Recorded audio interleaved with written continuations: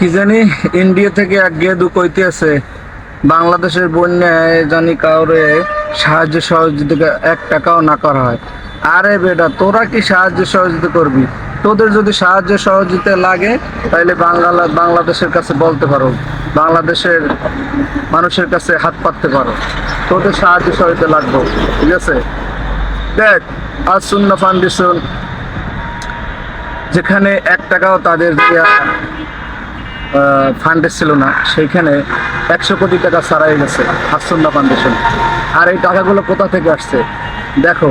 এই যে আমাদের দেশে যারা ভিক্ষা করে খায়, মানুষের কাছে চাইয়ে খায়, তারাও এই বন্যায় দান করছে বন্যার্ত ব্যক্তিদের জন্য। এবং যারা প্রতিবন্ধী, যাদের হাত নাই পা নাই, ঠিক আছে, তারাও দান করছে। কি আমার কথাগুলো বিশ্বাস করতে কষ্ট হয়? তাইলে নিচের ভিডিওটা দেখুন যে কিভাবে একজন ভিক্ষুক সেও যাইয়া এই বন্যার্তদের জন্য হাত বাড়িয়ে দিছে। এবং যার পা নাই, রিক্সাওয়ালা থেকে শুরু করে বাংলাদেশের মাসুম বাচ্চারা থেকে শুরু করে ছোট ছোট সোনামণিরা তাদের জমানো টাকা ব্যাংকে 1 টাকা 2 টাকা করে জমাইছে, সেই টাকাগুলো এই বন্যার্ত ব্যক্তিদের জন্য দান করেছে। আর আমরা এরকম একটা বাংলাদেশ চেয়েছিলাম, ঠিক আছে, আমরা এরকম একটাই বাংলাদেশ চেয়েছিলাম। আগে মানুষ টাকা দিব কোথায় এরকম একটা বিশ্বস্ত লোক ছিল না। হ্যাঁ, আগে মানুষ ত্রাণ নেওয়ার জন্য বিদিক ছিল, আর এখন মানুষ ত্রাণ দেওয়ার জন্য বিদিক হয়ে গেছে।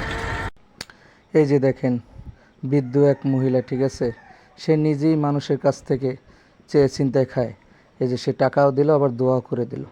এই যে দেখেন, আর এক মা, সে আপনার পায়ে ব্যথা, পায়ে ব্যান্ডেজ করা, সেই অবস্থায় মানুষের কাছ থেকে নিয়ে খায়, সে ওই বন্যার্ত ব্যক্তিদের জন্য দান করলো। এই আর এক ভাই দেখেন, সে প্রতিবন্ধী, কথাও বলতে পারে না, ওই যে হাতেও সমস্যা, এর ভিতরে সেও দান করলো। আরে ইন্ডিয়ারা, তোরা দেখ, বাংলাদেশের মানুষের ভালোবাসা দেখ, মানুষের প্রতি মানুষের ভালোবাসা দেখ, আমাদের থেকে শেখ। এই যে বাংলাদেশের দেশে মানুষের থেকে শিক্ষা নেয় যে কীভাবে মানুষকে ভালোবাসতে হয়। এই দেখ, এই আরও এক ভাই প্রতিবন্ধী, সেও এই দান করতেছে। তোরা ওই তোদের দেশে মেহমান গেলে তোরা বলো কি যে একটা ডিমের কিন্তু পুরো অর্ধেকটাই তোমাকে দিলাম, তোরা এরকম ভালোবাসে। এই দেখ, আর এক কাকা আসছে, সে যে পা নাই, ঠিক আছে, প্রতিবন্ধী, সেও দান করতেছে। হ্যাঁ, আমাদের থেকে শিক্ষা নেই।